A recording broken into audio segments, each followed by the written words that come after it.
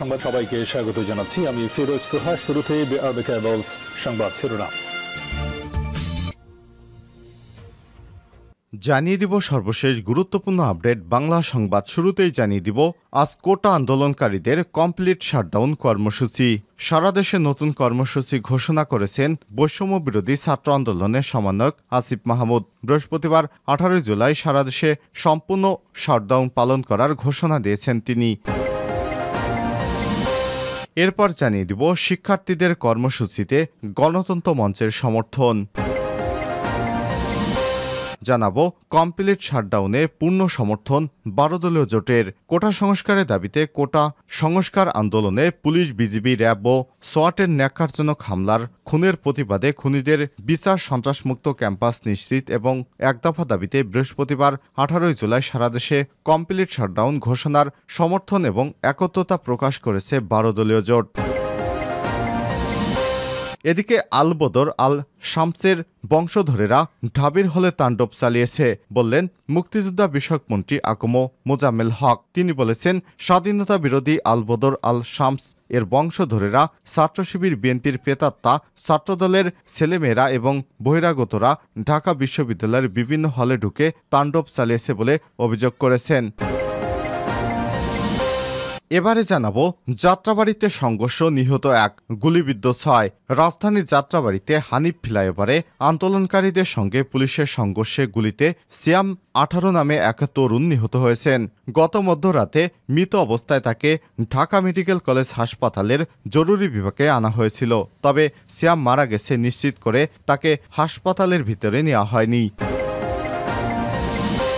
এবং সর্বশেষ জানিয়ে দিব সেন্ট মার্টিনে যাত্রীবাহী ট্রলারে গুলি। সেন্ট মার্টিন থেকে টেকনাফগামী যাত্রীবাহী ট্রলারে মিয়ানমার থেকে শতাধিক গুলি করা হয়েছে। ট্রলারটি বিভিন্ন স্থানে গুলি লাগলেও এতে কোনো মানুষ হতাহতের ঘটনা ঘটেনি। এছাড়াও শাহপরী দ্বীপ জেটিঘাটেও মিয়ানমার থেকে ছোড়া গুলি এসে পড়েছে। সেন্ট মার্টিন থেকে 70 জন যাত্রী নিয়ে 2টি ট্রলার টেকনাফে আসার পথে নাপ নদীর বদরমোকাম মোহনায় গোলারচরে পৌঁছলে এ দুর্ঘটনা ঘটে। প্রিয় দর্শক, এতক্ষণ শুনছিলেন সংবাদ শিরোনাম, এবারে বিস্তারিত। তবে তার আগে বন্ধুরা অনুরোধ থাকবে, আপনি কোন স্থান থেকে আমাদের সংবাদটি দেখছেন কমেন্ট করে জানিয়ে দিন বন্ধুরা এই সংবাদ সম্পর্কে আপনার মূল্যবান মতামত। প্রিয় দর্শক, আপনি যদি আমাদের চ্যানেলে নতুন হয়ে থাকেন, সংবাদটি দেখতে দেখতে চ্যানেলটি সাবস্ক্রাইব করে রাখুন। আর বন্ধুরা, সংবাদটিতে একটি লাইক দিয়ে এই সংবাদটি আপনার ফেসবুক, সোশ্যাল মিডিয়ায় শেয়ার করে বন্ধুদের দেখার সুযোগ করে দিন। এবারে বিস্তারিত। আজ কোটা আন্দোলনকারীদের কমপ্লিট শাটডাউন কর্মসূচি।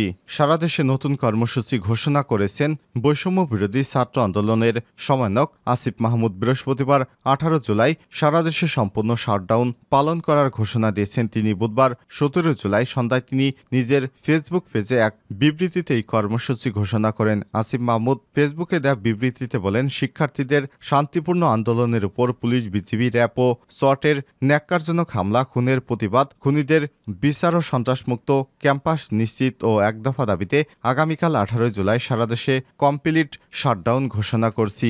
আসিফ মাহমুদ বলেন, শুধু হাসপাতাল ও জরুরি সেবা ব্যতীত কোনো প্রতিষ্ঠানের দরজা খুলবে না, অ্যাম্বুলেন্স ব্যতীত সড়কে কোনো গাড়ি চলবে না। সারা দেশের প্রতিটি স্কুল, কলেজ ও বিশ্ববিদ্যালয়, প্রাইভেট বিশ্ববিদ্যালয় এবং মাদ্রাসার শিক্ষার্থীদের আহ্বান জানাচ্ছি, আগামীকালের কর্মসূচি সফল করুন। আগামীকাল সারা দেশে কর্মসূচি দিল কোটা আন্দোলনকারী। কোটা নিয়ে যা বললেন প্রধানমন্ত্রী, আমাদের অভিভাবকদের বলছি, আমরা আপনাদেরই সন্তান, আমাদের পাশে দাঁড়ান, রক্ষা করুন। এই লড়াইটা শুধু ছাত্রদের না, দলমত নির্বিশেষে এদেশের আপামর জনসাধারণের। বৈষম্য বিরোধী ছাত্র আন্দোলন যোগ করেন তিনি। উল্লেখ্য, দেশজুড়ে শিক্ষার্থীদের তুমুল আন্দোলনের মুখে 2018 সালের 8 অক্টোবর সরকারি চাকরিতে নারী কোটা 10%, মুক্তিযোদ্ধা কোটা 30% এবং জেলা কোটা 10% বাতিল করে পরিপত্র জারি করে সরকার। সেখানে বলা হয়েছিল, নবম থেকে 13তম গ্রেডের পদে সরকারি নিয়োগের ক্ষেত্রে মেধার ভিত্তিতে নিয়োগ দিতে হবে। এসব গ্রেডের পদে সরাসরি নিয়োগ বিদ্যমান কোটা বাতিল করা হলো। এই পরিপত্র চ্যালেঞ্জ করে রিট করেন মুক্তিযুদ্ধের সন্তান এবং প্রজন্ম কমান্ডো কাউন্সিলের সভাপতি ওয়াহিদুল ইসলাম সহ 7 শিক্ষার্থী। এর পরিপ্রেক্ষিতে গত 5 জুন 2018 সালে জারিকৃত পরিপত্রটিকে অবৈধ বলে ঘোষণা করে হাইকোর্ট। এরপরই সারা দেশে বিভিন্ন বিশ্ববিদ্যালয়ের শিক্ষার্থীরা ফুঁসে ওঠেন। কোটা পুনর্বহালের প্রতিবাদে নানা স্থানে বিক্ষোভ করেন কোটা বিরোধীরা। ঢাবি ছাড়াও বিক্ষোভ হয় জাবি, জবি, রাবি, 7 কলেজ সহ দেশের স্বনামধন্য বিভিন্ন কলেজে।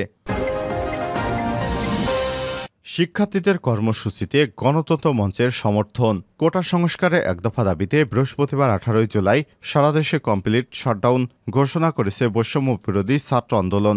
ছাত্র সমাজের এই কর্মসূচিতে সমর্থন জানিয়েছে গণতন্ত্র মঞ্চ। ছাত্র সমাজের কর্মসূচি সমর্থন করে বৃহস্পতিবার বেলা 11টায় জাতীয় প্রেস ক্লাবের সামনে অভিভাবক সমাবেশের আহ্বান করেছে গণতন্ত্র মঞ্চ। বুধবার 17 জুলাই রাত 8টায় গণতন্ত্র মঞ্চের কেন্দ্রীয় পরিচালনা কমিটির জরুরি সভা অনুষ্ঠিত হয়। এ সময় তারা এই সিদ্ধান্ত নেয়। রাষ্ট্র সংস্কার আন্দোলনের প্রধান সমন্বয়ক হাসনাত কায়েমের সভাপতিত্বে মিটিংয়ে উপস্থিত ছিলেন বাংলাদেশ বিপ্লবী ওয়ার্কার্স পার্টির সাধারণ সম্পাদক সাইফুল হক, গণসংহতি আন্দোলনের প্রধান সমন্বয়কারী জোনায়েদ সাকি এবং ভাষানী অনুষদ পরিষদের আহ্বায়ক বীর মুক্তিযোদ্ধা শেখ রফিকুল ইসলাম বাবলু, নাগরিক ঐক্যের সাধারণ সম্পাদক শহীদুল্লাহ কায়সার, জাতীয় সমাজতান্ত্রিক দল জেএসডির সহসভাপতি কে এম জাবির প্রমুখ। এ সময় গণতন্ত্র মঞ্চ সরকারকে শিক্ষার্থীদের যৌক্তিক দাবি দীর্ঘসূত্রিতা এড়িয়ে দ্রুত সমাধানের উদ্যোগ নিতে আহ্বান জানায়।